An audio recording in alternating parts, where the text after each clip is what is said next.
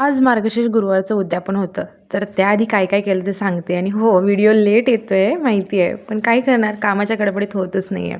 सकाळी खूप लवकर उठायचं असं ठरवलं होतं, पण डोळेच उघडत नव्हते. साहेब पण माझ्यासोबतच आज उठले होते. मला त्यांचा टिफिन रेडी करायसाठी थोडीफार मदत केली. तोपर्यंत मी काही घरातली कामं करून घेतली, जसं काही रांगोळी, झाडू, पोछा हे सगळं करून घेतलं.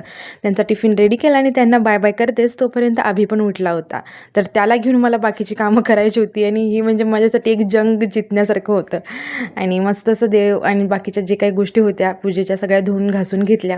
आणि आज मला करायचं होतं उंबरटाचं पूजन करायचं होतं, हळदीचं लेपन करायचं होतं. तर तेच सगळं करून घेतलं.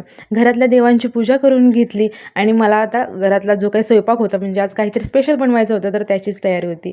आभी तर झोपला नव्हता, त्याच्यामुळे खूप लेट, म्हणजे मला वाटतं जवळजवळ 4 का 5 वाजता मी सगळी जी काही देवीची मांडणी होती ना ती केली होती.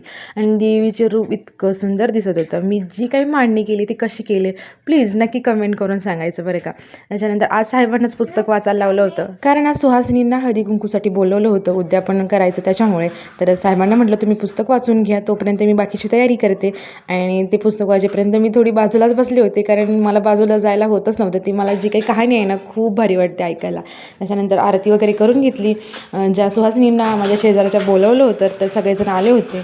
तर त्या सगळ्यांची ओटी भरली. जास्त म्हणजे वेगळं काही वाण आणलं नव्हतं. मी जे काही पुस्तक असतं हे ज्या व्रताचं तर तेच दिलं होतं. आणि सगळ्यांना प्रसादासाठी दलियाची खीर बनवली होती तीच दिली. आणि मी आज कशी दिसते ना नक्की मला सांगायला विसरू नका. नैवेद्यासाठी खूप सारं जेवण बनवायचं होतं, त्याच्यामुळे ना मला मोठा व्लॉग तर बनवता आलाच नाही.